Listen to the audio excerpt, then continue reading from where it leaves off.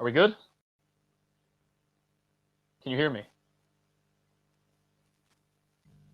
Hello. Hello. Hi, how are you? Can you hear me? Hi, mate. Yeah, I can hear you. Can you hear me?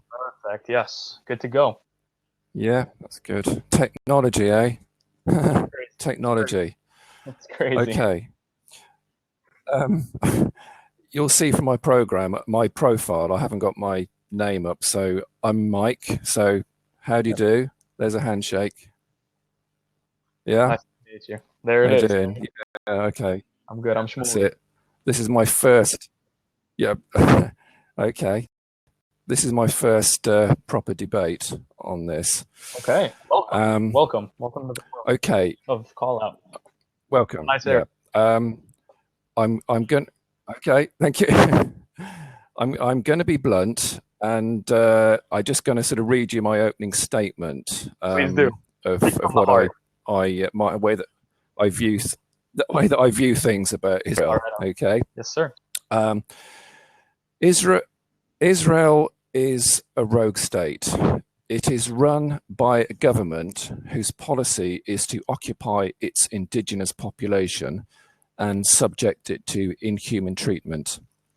It flagrantly violates international law and makes no attempt to broker peace. It is a nuclear-armed state which has not signed the Nuclear Non-Proliferation Treaty. That actually makes its purchase of arms from the USA an illegal transaction under US law. The occupation, and I include Gaza, is good for its arms industry, its weapons being regularly tested on live humans, i.e. the Arab population of the land of Palestine. It uses military battlefield weapons like phosphorus bombs and fletchet rounds on civilians, which is a war crime. Elements of its own government, the education minister, the agricultural minister, and its justice minister, to name just three, call for the most draconian measures against Palestinians, including expulsion and genocide. These actions are all war crimes. Its continued building of racial colonies in the West Bank and East Jerusalem is in direct contravention of international law and the Geneva Convention. I do not condemn the entire Israeli population, rather its machinery of state and a not insignificant element of an extreme far right. Okay. I jotted down some notes on what you just said, so I can try to really answer Okay. all of your opening statement. So the way I Okay. like to do things on here, it's not my first rodeo, as they say. Instead of really going for an opening statement, I like to really just answer back and kind of just speak more, like have a dialogue. Sure. Yeah, So just to start, that's fine. I want to start by defining what a rogue state is. According to the definition of everybody, what a rogue state is, according to the US, according to the UN, there are 4 rogue states currently in the world. That is Iran, North Korea, Sudan, and Syria. Those are the 4 rogue states that are considered to be rogue states and or pariah states, because the term rogue state really isn't a used term in society. Pariah state is more of the word, or criminal state. A rogue state behaves in ways that are unexpected, uncommon, aberrant, or destructive. That's one definition. A second definition is a state that's threatening world peace. And the third definition is a state that restricts human rights, sponsors terrorism, and seeks to proliferate WMDs. So, according to those definitions of what a rogue state is, Israel would not be a rogue state, because A, Israel does not act in an unexpected, uncommon, aberrant, or destructive way. Israel, like you said, that the actions of Israel, we'll get to that, but for every action, there's a reaction, and Israel tends to react. Israel doesn't act, Israel always reacts, but we'll get to that. If we're going to talk about a state that sponsors terrorism, then that's exactly what Israel isn't. So that's another reason why they wouldn't be a rogue state. And another one is restricting human rights. Now, that's a big one, and I know that you're going to hit me on Israel restricting human rights based on the way that Israel is portrayed in the media, but I'm going to answer that one. That's what I really want to focus on specifically, but we'll get back to that. Jot that down. We're going to get back to it. Make a note. A pariah state, if we're going to use the proper lingo, it's a nation considered to be an outcast. Its policies and actions are unacceptable, and generally, pariah states are the Ottoman Empire and the Soviet Union. That's generally how people would define a pariah state. So, based on these two definitions of what a rogue state versus a pariah state is, I know that Israel is not a rogue state. Being that the topic of our debate is Israel is a rogue state, it 100% isn't and cannot be a rogue state solely based on definitions. Now let's try to break down what you said in your opening statement. You said that Israel mistreats its indigenous people. Now, number one, if we're going to talk about mistreatment of indigenous people, I'll hit you with the US, Canada, and Australia as three nations that have mistreated their indigenous people. Thus, if we're going to call Israel a rogue state, we'd have to call the US, Canada, and Australia a rogue state as well for their mistreatment of indigenous people. Number two, you mentioned that Israel has not attempted or has made no attempt to broker peace. The one thing Israel does on the regular is try to broker peace. Israel, since their beginning, when they, I guess, won the War of Independence in 48, won all the land, because that's generally how war works. If you win a war, you win the land that you conquer. And in order to broker peace, they give back their land on a regular basis. Israel, their prime ministers, their presidents have tried to give back the land in order to broker peace. And yet the other side only wants more and more and more and more and more. There is no thank you. It's please, sir, may I have some more, which is one thing that got Oliver Twist in trouble. Number three, you mentioned that Israel is a nuclear state that hasn't signed the non-proliferation agreement. Technically, Israel isn't a nuclear state.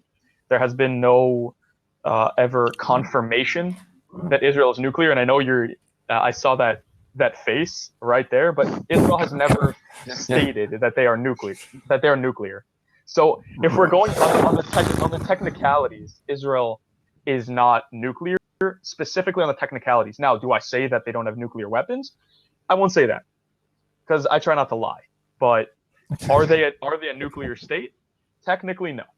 Number four, the occupation. You keep on using the word occupation, and occupation is a tough word. I don't really want to tackle that subject, because that really isn't the topic of our debate, that whether or not Israel is an occupation. I think that would be a great debate for another time on whether or not Israel is an occupation. So let's skip that one. You mentioned war crimes. Well, I think we need to discuss that.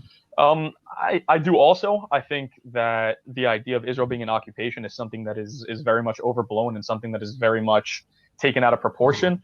But for our debate right now, in terms of the topic of Israel being a rogue state, I don't think occupation has anything to do with it. If it does, we can get back to it. But I want to tackle war crimes right now. You said that they use phosphorus on civilians. Now let's understand what a civilian is. A civilian is, to be honest, you and I. We are civilians. We live our lives. We work. I'm in college. I go to study. I work when I'm not studying. When I'm not working or studying, I play baseball. I'm an NCAA athlete. That's what I do. We are civilians. A civilian is somebody who isn't a criminal. Now, when Israel is using their phosphorus or whatever you say that they're using, generally they're using that to break up riots. Now, what happens in a riot? You have a bunch of Arab teenagers or a bunch of Arab adults or a bunch of Arab kids, whatever it is, flinging rocks at soldiers, throwing Molotov cocktails at soldiers. I know this because I was an IDF soldier. I was a paratrooper, and I have been part of these riots. And the number one code of conduct in the Israeli army is we never shoot first. And that's the last thing that I want to talk about, the action versus reaction. That you say that Israel tries out their weapons on Gaza or on the Arab population. That's not true. The war in 2014, Operation Protective Edge, Tzuk Eitan in Hebrew, was started with the kidnapping of 3 innocent Israeli civilians standing at a bus stop. And when they were captured, Israel reacted by going into different Arab towns and trying to find their civilians and bring them back before they were killed. You actually indulged in something called collective punishments, mass arrests, which is the sort of thing that the German occupation forces in northern France did, and you know that's illegal under international law. That's a war crime. Collective punishments are a war crime. The British did it in Palestine in the mid 1930s. So to answer that, the mass arrests, aren't made by going into a town and going, you're arrested, you're arrested, you're arrested, you're arrested. This isn't an Oprah Winfrey show. You get a car, you get a car, you get a car, or you get arrested, you get arrested, you get arrested. That's not how things work. People are only arrested by the IDF and by the Israeli police if they are standing in the way of justice, meaning if you ask them to do something for you and they refuse, it's detaining, and which is the same thing that every single police force or army does. That is completely allowed according to every single convention, according to every single people. It doesn't happen in Europe, shmu. It doesn't happen in Europe. No. I think the other thing that it does is, yeah. I wanted to sort of like just go back over what you said. Really, I don't want to talk over you because it's not easy. It's a bit like, you know, there's a slight delay. Do you want to just sort of sum up what your intro bit is, because and then I'll come back to you with some of the things and just counter some things. Oh, absolutely. Yeah? So my intro was just countering everything that you said. I haven't really made my points yet about why we're not a rogue state. I was just countering in terms of war crimes. There are no war crimes if you're reacting to somebody attacking you. That's not considered a war crime. Israel has never used weapons of mass destruction on anybody, ever. Israel does not go out and just arrest people out of nowhere. People that are arrested are either standing in the way of justice or people that are legitimate, that Israel thinks are legitimate threats, or that Israel believes were part of the terrorist attack or part of the terrorist cell. So that's what I'm saying in terms of the war crimes, that there are no war crimes. I'd love for you to counter that, and then I will sit down and really make my point about why Israel is not a rogue state. Okay. Well, the first thing that strikes me is your immediate claim of, you know, well, if we're going to call Israel a rogue state, then you have to apply the same logic to the USA, to Canada, to Australia, etc., etc. If you're going to go that far, you could say the same of the British Empire, etc., because, you know, it colonized land. You know, there's no bones about it. The difference is that, you know, yes, you know, America was colonized. They caused the destruction of millions of Native Americans. The difference is that we don't do that anymore. We have reached a point where, you know, we say, no, we cannot do that. You know, you tell me, how many laws are there in the United States of America? I mean, I don't mean individual laws. I mean, you know, is there one sort of law for European ancestral white Americans? Is there another law for black African Americans? Another one for Mexicans? How many laws are there? Well, just to counter that by asking you another question, does that happen in Israel? Is there a different law for everybody that lives there? I didn't say no. Well, I mean, you tell me. Okay. So in the whole of the land of what I call the land of Palestine, which is you know, divided into the state of Israel and the occupied territories, you know, how many laws are there for the people within that geographical area that is controlled by the state of Israel? Well, according to the state of Israel, that everybody that lives in the state of Israel has the same law. Everybody has to follow the same everything. That's just the way it is.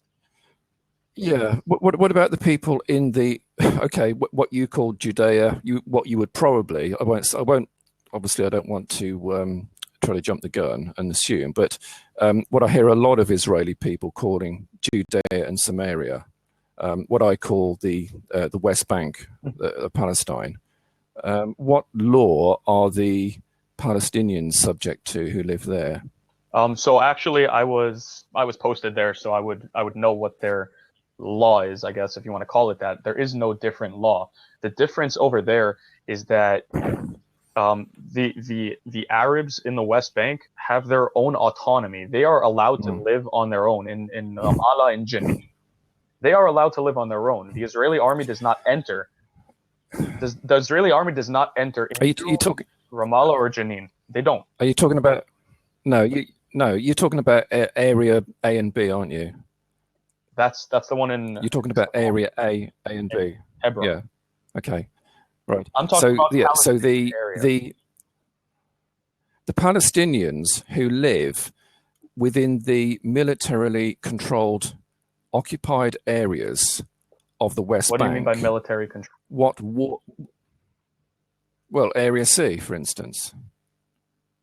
If they throw a rock, okay, if a kid throws a rock, under whose judiciary does he come under? Well, to be honest, if in that statement, if a kid throws a rock and throws it at an Israeli soldier who is in the area, the Israeli soldiers will arrest that kid. Okay, so okay, just stay with me now. Okay, so what if he throws a rock at an Israeli civilian? Who would deal with him? Who would arrest him and take him away and lock him up without his parents and all that sort of thing? Where are we right now?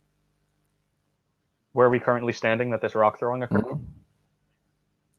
Well, I'm just saying, okay, let's say a kid throws a rock, a Palestinian kid throws a rock at an Israeli kid.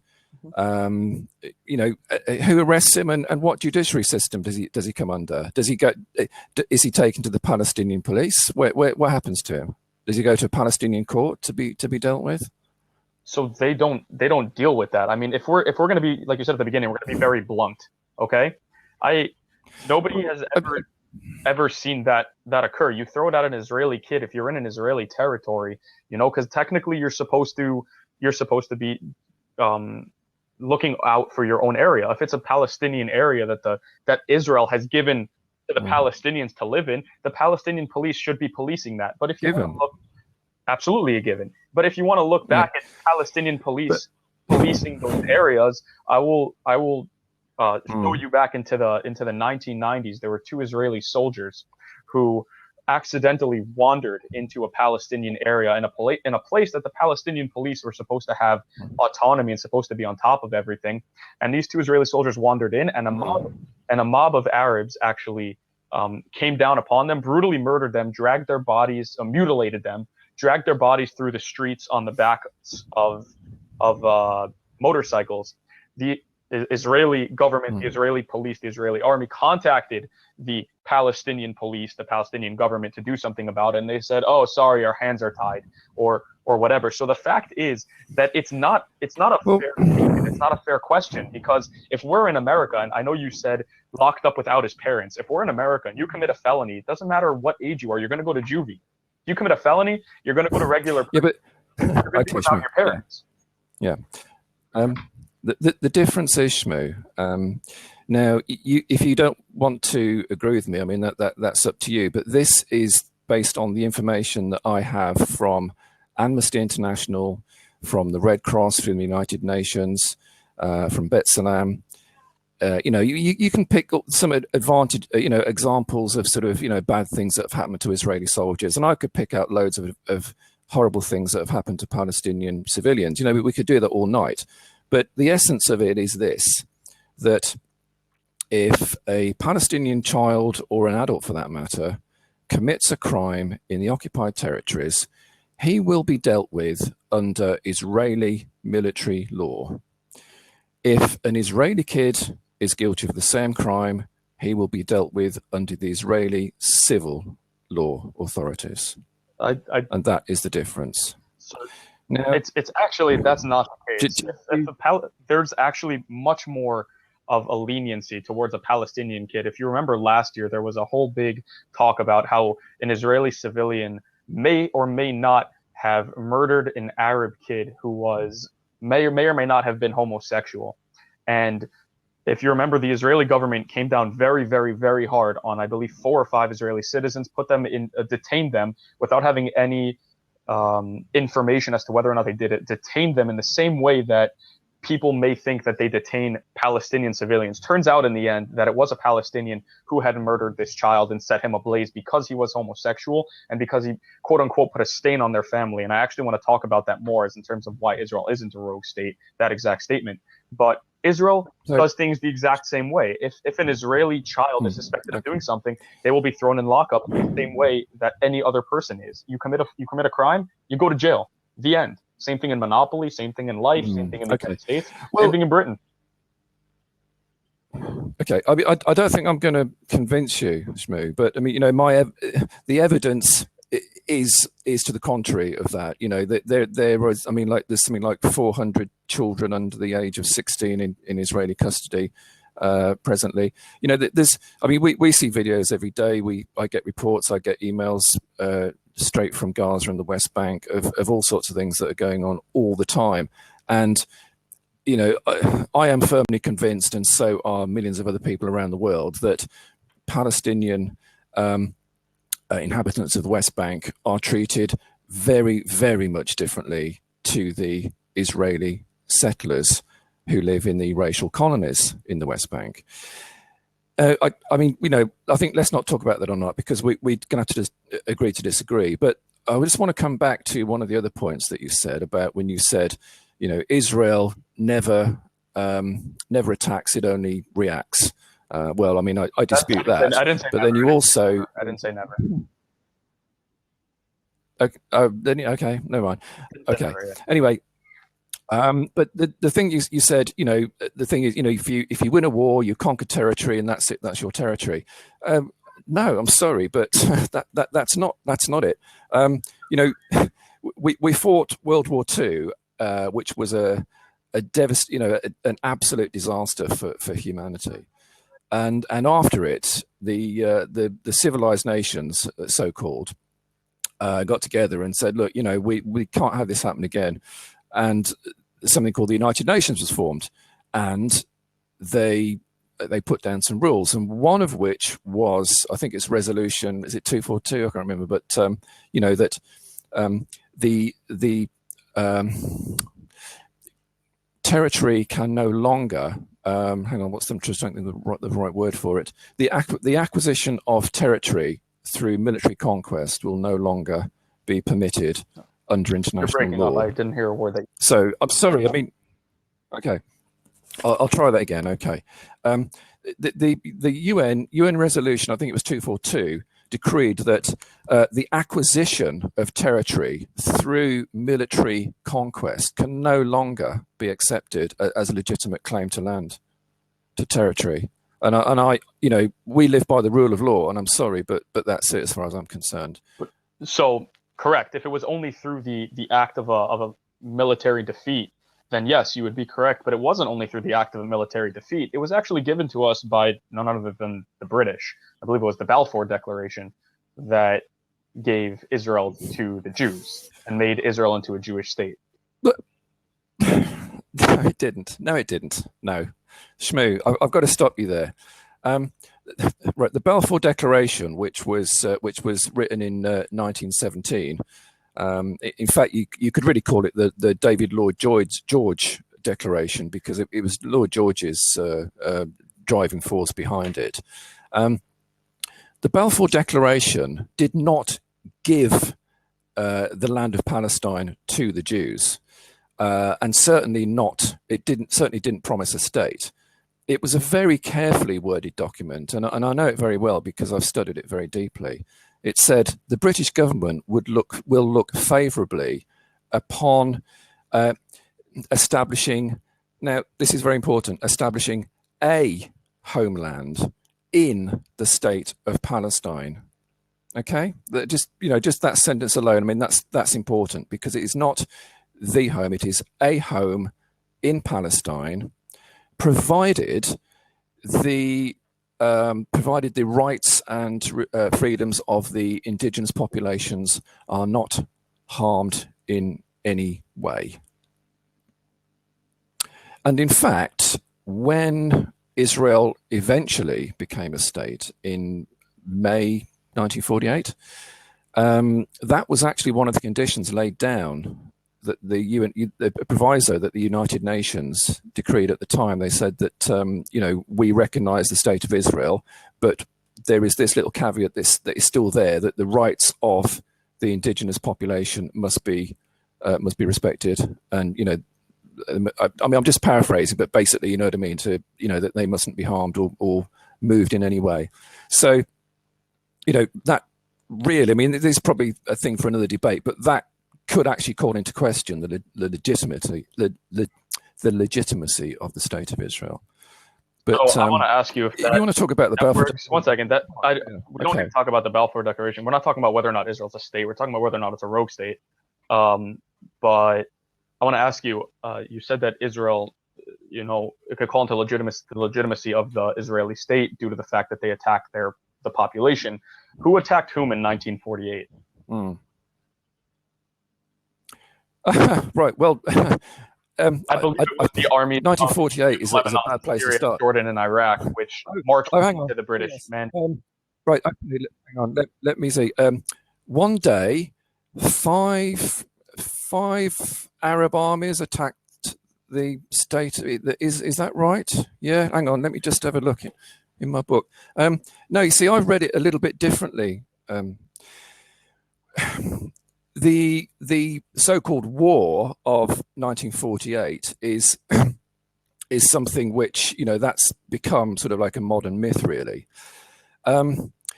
You have the whole conflict started way before that time, but it started in earnest in November 1947.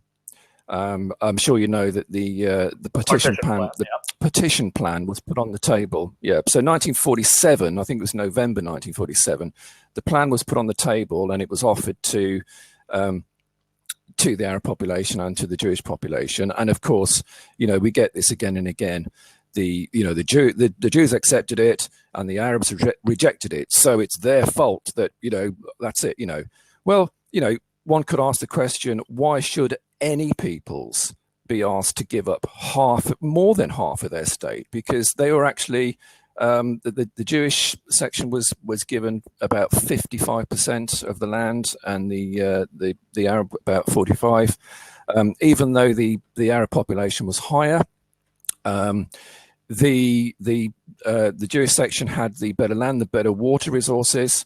Of course, the British, the Western powers, wanted to make sure that Haifa was in the section that was controlled by the Jewish, the new Jewish state, because Haifa is the main oil terminal route from the Iraqi oil fields, which was also under British control.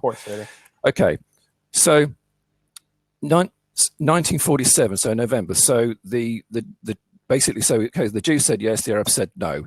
So from that moment onwards, the Jewish Zionist groups, which were very well organized because they'd been armed by the British for a couple of decades, they considered the partition plan null and void. And they immediately started to terrorize and attack the villages in the western side, the western northern side of what is now Israel. In fact, by May of 1948, now this is before the war started, already 350,000 Arabs, Palestinian Arabs, had been driven out of their houses, and more than 100 villages had been destroyed by that time. So, you can't say, oh, the war that suddenly seemed 48. The Arab armies that attacked in 1948 only did so after all that destruction had been done. And of course, the state was declared in May 1948. And then the Arab armies attacked. Now, I will let you speak in a moment, I promise. We have this picture of, the poor little Jewish state being attacked by these mighty Arab armies, which of course is just complete nonsense. There was no Arab army as such. It was a hodgepodge of Egypt, Lebanon, Iraq, Syria, is that the one? Yeah. No, and Jordan, of course. Yeah. Now, out of those 5 armies, the only army that was anywhere near capable of taking on the fledgling Jewish state at that moment was Jordan. I say that in tongue in cheek. The fledgling Jewish state. The Jewish state was very well armed, very well led, very well equipped. The Jordanian army was led by the British, particularly by General Bagot Glum, I think his name. Glub, his name was, I think. The Israeli state knew very well that the Jordanian army was very much an army to be reckoned with, and they didn't want to fight it. So they actually did a deal with Jordan, and they said, right, we will take we will take most of Israel, but you can have the West Bank, and that's the deal they did. And in the middle, the poor Palestinians were just squeezed between the two. So it was only after further fighting. In fact, I think it was up to 1949. At the end of 1949, almost 800,000 Palestinian Arabs had been expelled from their houses, moved into other areas, into refugee camps, either in Gaza, in the West Bank, in Jordan. Sorry. I was just saying. Well, first of all, only by Israel. I'm saying that I believe that out of all of the Arab states in the region, of which there is one Jewish state, which is Israel, and there's maybe 25 Arab states in the region, there's only one state that has taken in Palestinian Arab refugees. There's only one. Israel. Which one's that? Hang on. Only one state that has taken in Palestinian Arab refugees.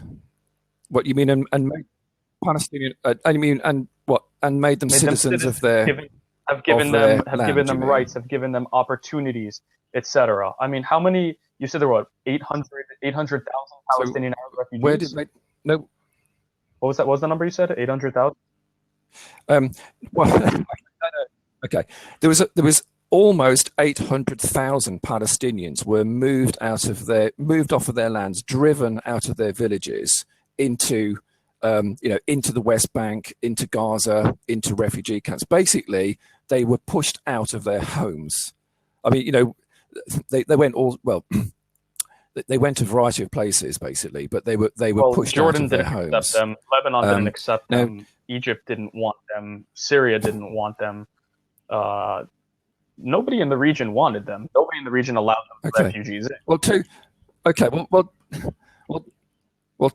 Two things. Okay, why should they? Is the first thing. Okay, because they have a home. Okay, and the Geneva Convention states that civilians that have been moved out of a war zone have the legal right to go back to their homes after the hostilities have ceased, which of course brings us on to the occupation, because that's why Israel wants to keep the occupation going, because it's a military situation, it's a security situation, and they can technically get away with all that. But to say that when you have people throwing Molotov cocktails at your cars and throwing rocks at you, which break windows, hit you in the head, etc., and you got terrorists coming in and stabbing people, and you got terrorists blowing themselves up and shooting homemade weapons, I would consider that a conflict. And I don't think that would stop no matter how much land you give them, because I believe it was Begin who offered 75 to 80% of Israel proper back to the Arabs, and they said no. And on top of that, it's not even that. It's a rogue state, like we said before, is a state that's aberrant or destructive or threatening to world peace. The fact is, though, that Israel has tried time and again for peace. And the fact is that time and again, the Arabs have said no to that peace. And that is a fact. Regardless of occupation, regardless of what's happening. Okay, right. That's a fact. Yeah. Okay. So do you mean you're talking about the the offer of 97% of 22% of historic Palestine. Is that the offer that you mean? Real quick, let's talk about historic Palestine, because you keep on mentioning Palestinians. What is a Palestinian? Yeah. Right. A Palestinian is a person whose homeland is the land of and Palestine. Who is included in that statement?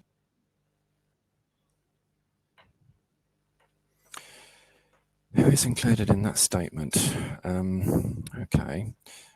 Well, all the Palestinians who live there and all the approximately 6 million Palestinians who live in refugee camps, those refugee camps being located in Lebanon, Jordan, the countries that you said didn't accept any Palestinian refugees. There's nearly 6 million of them living in those areas.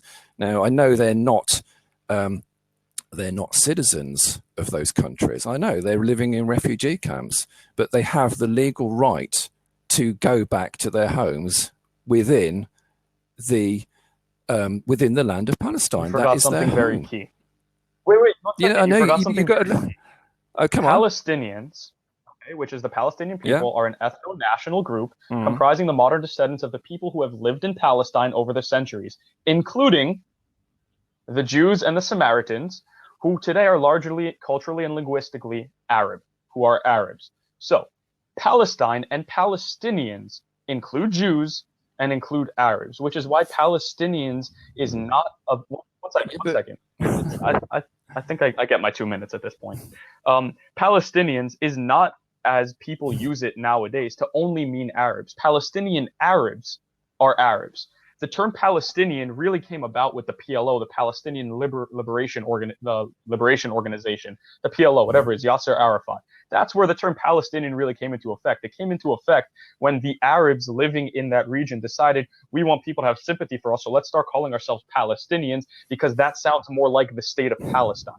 The state of Palestine was never home to specifically Jews or specifically Arabs. It was always mixed.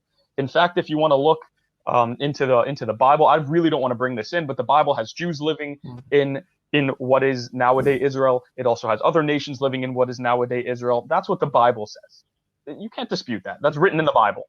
But regardless. So what?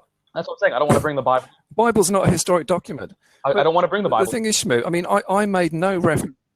No, good. I'm not bringing the Bible into it. I made no reference. No, okay, good. There you are. Thumbs up. Not bringing it. Okay. What I'm saying is I'm. This lag is killing me. What I'm saying is that Palestinian is a really awful term to keep on using. You're using it. The world uses it over and over and over and over. For Palestinian is not one and the same as Arab.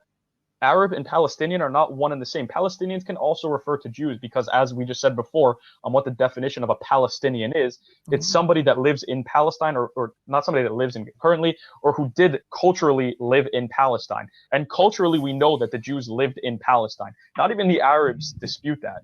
The Arabs do not dispute that the Jews had a temple in Jerusalem. No. Nobody disputes that. So the fact is that if you want to call it that, both have a claim to the state. But I want to go back to what our debate is. The debate title is Israel is a rogue state. I'm debating against it. You're debating for it. We're not debating whether or not Israel has legitimacy to be a state. We're not debating whether or not Israel has a desire for peace. We're not debating that. We're debating whether or not Israel is a rogue state. And the fact is, according to the definition and according to the facts, Israel is not a rogue state. Israel is not considered a rogue state by the UN. Israel is not considered a rogue state by the UK. Israel is not considered a rogue state by the US. Israel is not considered a rogue state. We defined what a rogue state is. We showed what a rogue state is, which is Iran, North Korea, Sudan, and Syria. We showed what a pariah state is. We showed what a criminal state is. And this is, like I said, I answered your opening statement. Now I want to give my points as to why Israel is not a rogue state. Because what we were talking about before is whether or not Israel wants peace, or whether or not Israel has legitimacy, or whether or not Israel is an occupation, or whether or not Israel kills civilians. That's not what this debate is. If we want to debate that, I would love to debate that. and be really on that. But what is a rogue state? Okay. That is a criminal state. A criminal state is one that gives aid to terrorists. Israel does not give aid to terrorists. Check. Now, if we're going to talk about, like I said before, Israel does not give aid to terrorists. Israel is completely against terrorists. People that do give aid to terrorists, and it has been proven time and time again, Hamas, Hezbollah, the PLO, they're all terrorist organizations according to the U.S., according to the FBI. If you look at their terrorist, no, they're not. The PLO is not a terrorist organization. No, the PLO is not a terrorist organization. They support terrorists. You didn't hear what I said. Well, why did you say it was then? I said they support terrorists. Look, okay, if that's what you said, but I disagree. It's anyway, a factual statement, though. The CIA supports terrorists. The Mossad supports terrorists. Look, Shmu, I just got to go back to one little thing because I need to nip this in the bud. Just to go back a second. When you're talking about what are Palestinians, what you say, who belongs in the land of Palestine. I didn't make any reference to race at all. I don't think of things in terms of race. I just said Palestinian people. Those Palestinian people, to me, I don't go Arabs, Jews, whatever. I don't take into account their religion. Some are Christians, some are Muslims, some are Jews. I don't care. They were the inhabitants of the land of Palestine. That's all I said. Okay. Right. No, I asked you about what a Palestinian to go is, forward. You did not once mention Jews or the fact that Jews have a right to even be in Israel whatsoever. No, that's why I asked you the question. Said people who lived. I just said people who lived in the land of Palestine, which includes Jews. That's all I said. Does it include Jews? Yes, some Jews. Do Jews have a right? Yes, to be yes, but in Israel. Not ones who were not born in Israel. No. Why not? Why should they? I mean, well, come on. I mean, so where were you? Were you born in the UK? Were you born in the UK? State? Yes. Do you have a right to live in America? Yes. You don't have a right to live in America. No, of course not. So you can't immigrate to America. And why would I? You can't do that. Well, I could apply for immigration to emigrate Which is the emigrate to thing America. That I could do. apply. So they have a right to live there. No, it's not. It's not. Excuse me. No. It's not the same at all, Shmu. Why? The chances of me getting it, because first of all, they wouldn't allow me in because I haven't got enough money. Allow you in where? And I'm not a brain surgeon or whatever. Pardon? It's what? They wouldn't allow you to immigrate into America because you don't have enough money? Correct, yeah. The same goes with New Zealand. I mean, I'll give you an example. My sister and her husband, they wanted to emigrate to New Zealand. This is about 30 years ago. And he's a doctor. And they went for the immigration thing, and they were interviewed, and they said, what's your profession? And he said, oh, I'm a doctor. Expected them to go, oh, great, yes, we want doctors, yes, come on. And they said, no, we don't want your doctors. And it was like, oh, what? Anyway, they did manage to get in, but the only reason they managed to actually get in is because my sister, his wife, was a qualified midwife. And they said, we need midwives. So, yes, you're welcome. So they live there now. But no, I mean, yes, I could apply to immigrate there, but I wouldn't get in. That doesn't mean you don't have a right to apply. No, look, come on, you cannot say, don't tell me that it's the same. Like, if I was Jewish, that, I could get on a plane now and I go to Tel Aviv, I could then go and live in a house that a Palestinian used to, I could live in a house that used to be. I could live in a house that used to be on the land that still belongs to a former resident of Palestine who now lives in a refugee camp. I could do that, and I'd be given financial aid to do that as well. So it's not the same. Come on. I mean, it's daft to say that it's the same thing. It's not. We all know that. We know that. There's the Jewish thing. They do. Well, what's the Alea thing? I've made Alea because I'm Jewish by race. Wait, what was the word? What did you say? This is called Aliyah Oh, or something, is it? Aliyah. Where Yeah, Aliyah, forgive it's me. all good.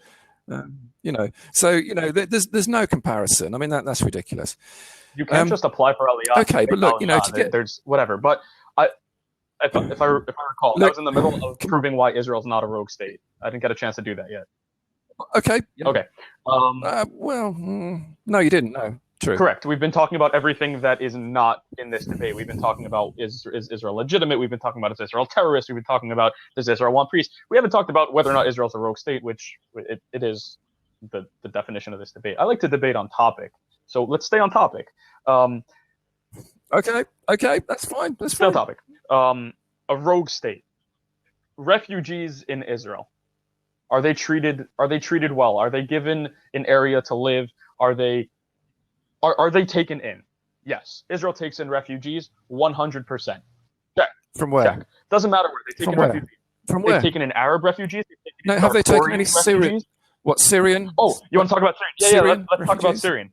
So the Israeli army has have they taken in Syrian? One second. The Israeli army has army medics. Now this is documented. This you cannot dispute. The Israeli army has medics.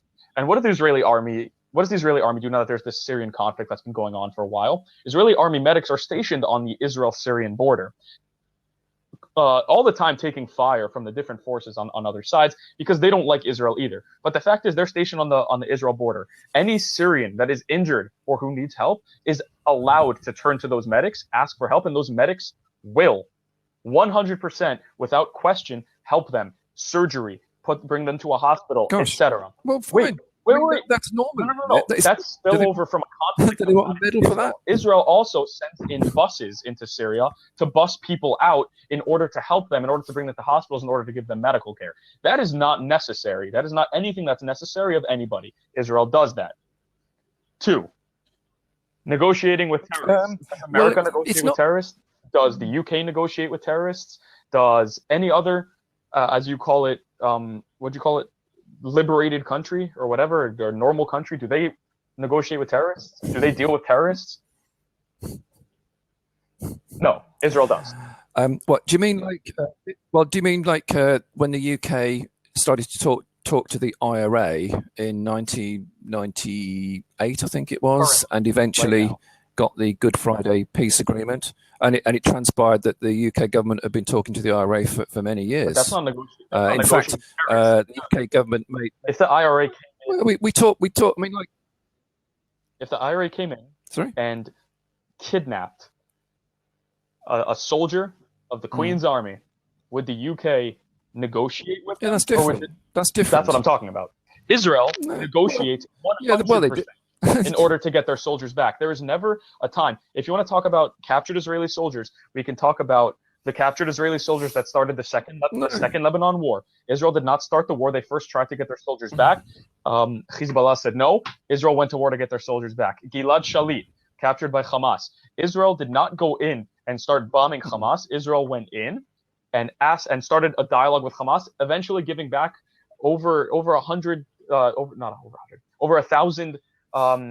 Arab terrorists who were captured in their prison for one Gilad Shalit. For the soldiers that started the Lebanon War, they gave back terrorists for their bodies. Because according also to the Geneva Convention, according also to the Red Cross, Israel has a right to go in and see their captured soldiers. Israel has a right to know that their captured soldiers are alive and well. And Israel has a right to the bodies of their dead soldiers. The only side that does that is Israel. That's not That's not done by the other side, which makes them a rogue state. Which makes anybody that does that a rogue state. Because they're acting in an aberrant, uncommon, destructive, and threatening world peace way. But Shmu, we're not talking about other states. I mean, you keep saying about, Israel has the right to do this, the right to do that. Well, the refugees who live in the Lebanese and Jordanian refugee camps have the right to return to their homes. That is enshrined in the Geneva Convention. If you want to play by the rules, play by the ruls. I'm sorry, you broke up there. I didn't hear what you said. Can you make that point one more time? Okay. I said that you're citing the rights, that Israel has the right to do this, the right to do that, etc., which is fine. But you don't seem to count or respect the rights of the the refugees, what I call the Palestinian refugees who live in the Jordanian and Lebanese refugee camps, they have the right under international law and the Geneva Convention to return to their homes. They also, what about their rights? Don't they? They have a right to return to their homes, but not in a terroristic way. If they would return to their homes and not go out and knife a Israeli soldier, or not blow themselves up in a crowded bus or a crowded square, they have a right to return to their homes. The fact is that nobody's stopping them to return to their homes. Israel has never stopped anybody from returning to their homes. That is a fact. Oh, come on. Oh, shmoo, look, no. Yeah. Are you telling me that the Israeli government has said, yes, all you 5.5 million refugees who live in there, you can all come back to the land of Israel, Palestine? Are you telling me that? Have they applied to? Have they asked to? Oh, come on. Yes, of course. They've still got the keys to their houses. I don't think. Let's talk about. You want to talk about the you want to talk about settlers? You don't think so? You want to talk about settlers or whatever they are, the occupation? They're not knocking down houses to build new houses. In fact, they're going to areas which are uninhabited and springing up towns in those uninhabited areas and building houses in those uninhabited areas. Gaza was a desolate nothing. Gaza was a desolate nothing. That's not good. Gaza was desolate before the Jews moved in. They turned it into a metropolis, into a huge area. And I can tell you, I've been in Gaza since then because I was in the war in 2014. Gaza is not the same way that the Jews left it, or that the Israelis left it when they left. So you want to talk about going in and taking Jews' homes? Israelis that lived in Gaza still have the keys to their homes. Who took them out? Not the Palestinian Arabs. The Israeli government said, we're going to give back Gaza as goodwill, as something nice for you guys. That's what we're going to do. That's what Gaza was. But the fact is that if you want to talk about being a rogue state, Israel is not a rogue state. You cannot prove that Israel is a rogue state. You can't prove it. Okay. Okay. Well, I mean, we could talk about Gaza and all that sort of nonsense, but if we want to keep on track, then let's do that about the rogue state business. I keep on bringing it back. I just want to hear proof that Israel, no, that's fine. No, that's fine. Yeah, but I want to hear the thing is, like Iran, just because North Korea, Sudan, or Syria. I want to hear that. I want to hear proof. Yeah, but shmoo, just hang on a sec. I'm not going to respond to you on the Gaza thing because that's another debate. That's another thing, and I'm not agreeing with you on the Gaza situation at all. The rogue state thing, okay. And I know that Israel is a nuclear armed state and it has not signed the non-proliferation treaty. The fact that the USA and the UK don't consider it a rogue state, I mean, to me, that's just nonsense. I do, and many UK citizens feel the same. I don't care. I really don't care. I believe but that's what we keep on bringing up. That's what we keep on bringing up. If you want to talk about a world power, you can't. Listen, we all have our own opinions. That's why this is the fact of a debate is, look, you're not going to change my mind. I'm not going to change your mind. That's how a debate. But I'll give you some reasons. Yeah, but I know. But I'm going to give you. I'm going to give you some reasons, though. I'm trying to give you some reasons. It's factual that it's not a rogue state because according to the rules, it's not a rogue state. Well, this is it. Like you keep coming back to the rules. Like, oh, the UN doesn't think it's a rogue state, so we believe the UN. But when the UN says to Israel, you are building settlements illegally, you need to stop this, we are passing a resolution, then it's like, I mean, Netanyahu, it's like he throws his toys out of the pram. Oh, how dare they say this, to say that East Jerusalem is occupied territory, how dare they? So which do you want? Do you want to go by what the UN says, or do you not? I'm not Netanyahu. I'm not speaking for Israel. I'm speaking for myself. I'm speaking for our debate right here. And we keep on bringing up the Geneva Convention. We keep on bringing up laws. We keep on bringing up international accords. We keep on bringing up international ideas. So the fact is, if we're going to go according to international ideas, then the fact is that Israel's not a rogue state, specifically because internationally they are not looked at as a rogue state. And that's it, cut and dry. You can't argue that. Okay. All right. Well, I hear you. And that's fine. I understand that the international community doesn't consider it one. No. But many people in the UK and America do. I mean, I don't know if they'd say rogue state. Oh, they do. Yeah, they do. I've Seriously, never, no, they do. I've A lot, never, a lot of people do. No, a lot of I've people never do. heard that A lot of before people until do. I saw this debate. I've heard Israel's not Okay. peaceful. I've heard Israel is a settler. I've heard Well, Israel is an if occupation. Never heard rogue state, but I think I've no, pretty much proved that they aren't a rogue you do state. a bit of googling. I mean, the thing is, like, the U.S. government consider the CIA a worthy, honourable institution. Well, a lot of Americans think they're a bunch of criminals. Absolute, like gangsters. Freedom Anyway, of speech. Anybody can think whatever let, they want. Anybody can say whatever they want. That's yeah, that's why absolutely, of we're course, able to yeah. have this Okay, debate. but listen, That's why we're able to have this Shmo, debate. okay. Let me just bring in something that makes me feel that Israel is a rogue state. Okay, Let's make this our a couple final of weeks. statement. Okay. A couple of weeks ago, we had an incident here where an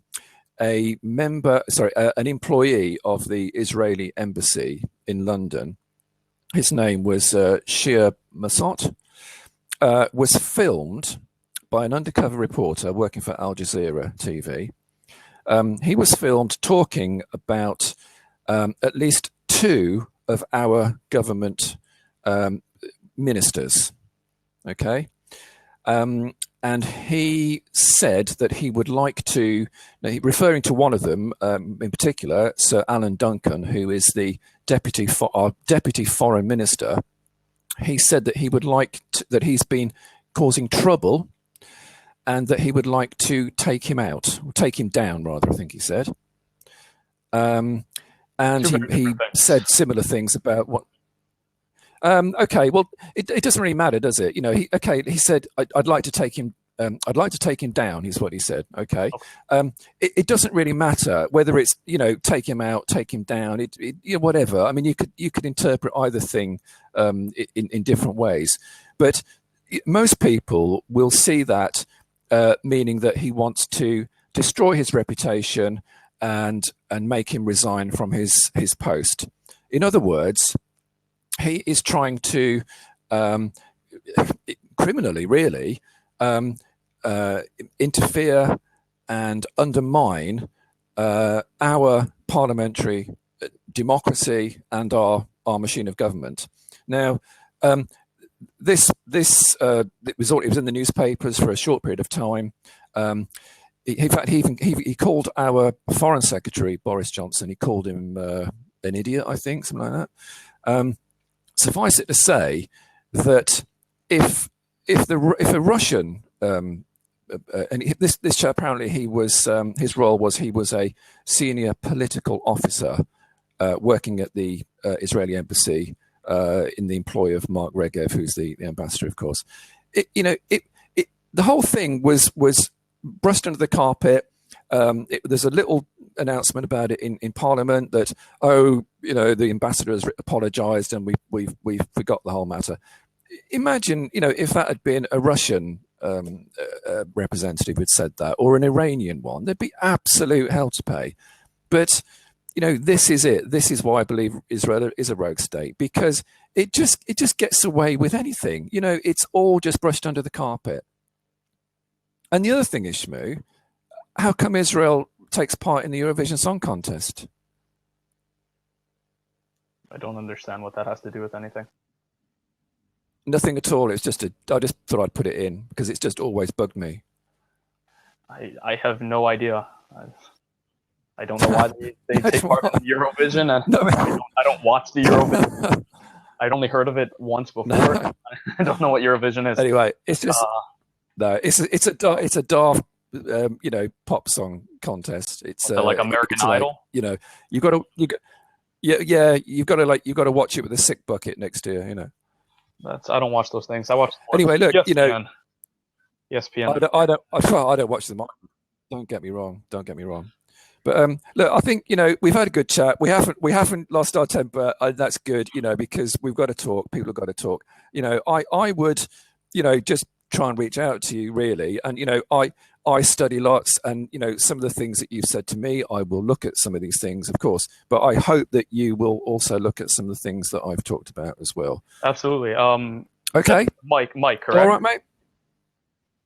Yeah, Mike, that's it. Well, yeah. Mike, I just want to say, as a resident debater of Call Out, I want to really thank you for this debate today. I think I really think you made a lot of key points. I wrote down a lot of what you said with this trusty pen I've been playing with. Definitely going to look these things up. I really, honestly, I appreciate you taking out your time today to have this debate and to speak to me and to get your points across and allow me to get my points across. I'd love to see you back on here again whenever you want to have another debate. Hit me up. I'm good for it. Anything other than Israel, you know, anything. Right. We could debate the Eurovision, you know. I don't mind. But listen, again, thank you very much. I appreciate it. Yeah. Okay. Okay, mate. Yeah. All right. Have a good one. Yeah. All right. Nice night. Yep. Cheers.